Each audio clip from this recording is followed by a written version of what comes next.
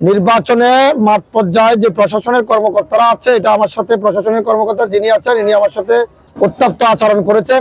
যে আচরণ করেছেন তিনি, আমি তার আইনকে সম্মান করে, আমি আইনকে সম্মান করে সে ভুল আমি সংশোধন করেছি। কিন্তু আমার সাথে যারা প্রতিদ্বন্দ্বী করতেছেন তারা অনেকে আচরণবিধি লঙ্ঘন করছেন। ওনার চোখে পড়ছে কিন্তু উনি না পড়ার ভান করে, না দেখার ভান করে উনি আজকে এতদিন 26 তারিখ থেকে আজকে মাসের কত 5 তারিখ, তো তাহলে 26 থেকে 5 পদের তার 8 দিনের কাছাকাছি, 8-9 দিনের কাছাকাছি, এই 9 দিনে উনি কোনো ধরনের বিলবোর্ড নামাতে সক্ষম হয়নি।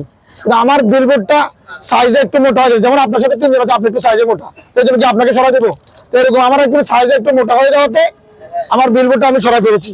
কিন্তু যারা কালার বিলবোর্ড করেছেন, মাঠ প্রশাসন সেই বিলবোর্ড গুলো এখনো নামাতে সক্ষম হয়নি। কাজে আমার দাবি, প্রশাসনের সুস্পষ্ট নির্দেশ ছিল যে কোনো প্রকার রঙিন ব্যানার পেস্টুন করাই যাবে না।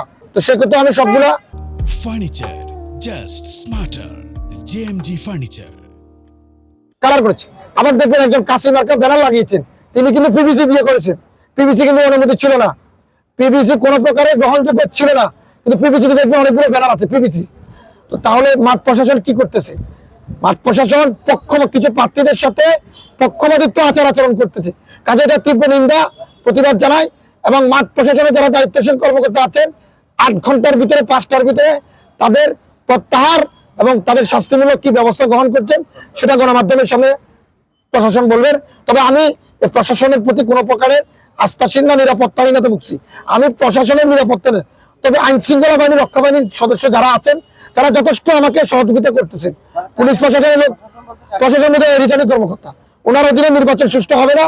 যারা এই মাঠে কয়েকটা ব্যানার পেস্টুন আচরণবিধি লঙ্ঘনের যে পরিচর্যা, যে নির্দেশনা, সেটা পরিবর্তন করতে পারতেছে না, প্রার্থীদের নিয়ন্ত্রণ করতে পারতেছে না।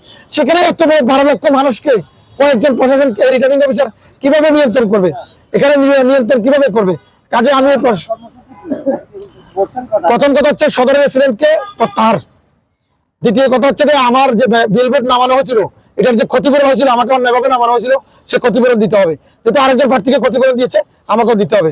আর আরেকজন প্রার্থীকে অপমান করা হয়েছে, শুধু ক্ষতিপূরণ নয়, তাকে নির্বাচনী মাঠে এক ধরনের হেয় প্রতিপন্ন করা হয়েছে।